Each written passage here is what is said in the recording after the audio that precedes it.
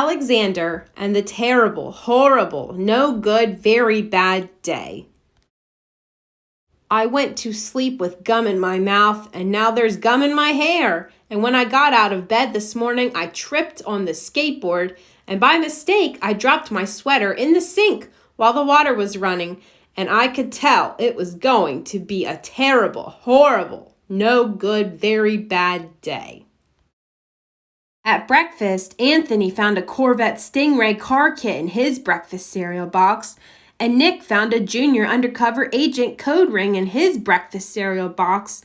But in my breakfast cereal box, all I found was breakfast cereal.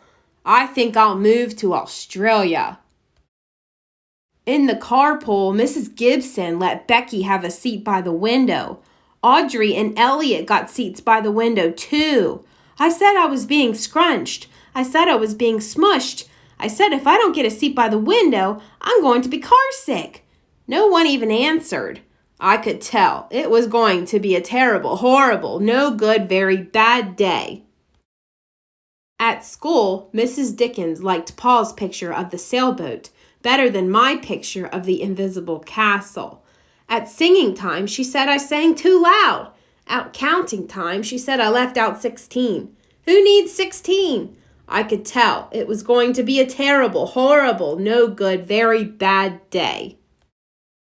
I could tell because Paul said I wasn't his best friend anymore. He said that Philip Parker was his best friend and that Albert Moyo was his next best friend and that I was only his third best friend. I hope you sit on a tack, I said to Paul. I hope the next time you get a double-decker strawberry ice cream cone, the ice cream part falls off the cone part and lands in Australia. There were 2 cupcakes in Philip Parker's lunch bag, and Albert got a Hershey bar with almonds, and Paul's mother gave him a piece of jelly roll that had little coconut sprinkles on the top. Guess whose mother forgot to put in a dessert? It was a terrible, horrible, no good, very bad day. That's what it was, because after school, my mom took us all to the dentist, and Dr. Fields found a cavity just in me. Come back next week and I'll fix it, said Dr. Fields. Next week, I said, I'm going to Australia. On the way downstairs, the elevator door closed on my foot, and while we were waiting for my mom to go get the car, Anthony made me fall where it was muddy, and then when I started crying because of the mud, Nick said I was a crybaby and...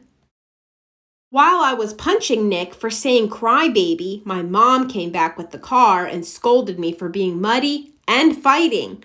I am having a terrible, horrible, no good, very bad day, I told everybody. No one even answered. So then we went to the shoe store to buy some sneakers. Anthony chose white ones with blue stripes. Nick chose red ones with white stripes. I chose blue ones with red stripes, but then the shoe man said, we're all sold out. They made me buy plain old white ones, but they can't make me wear them.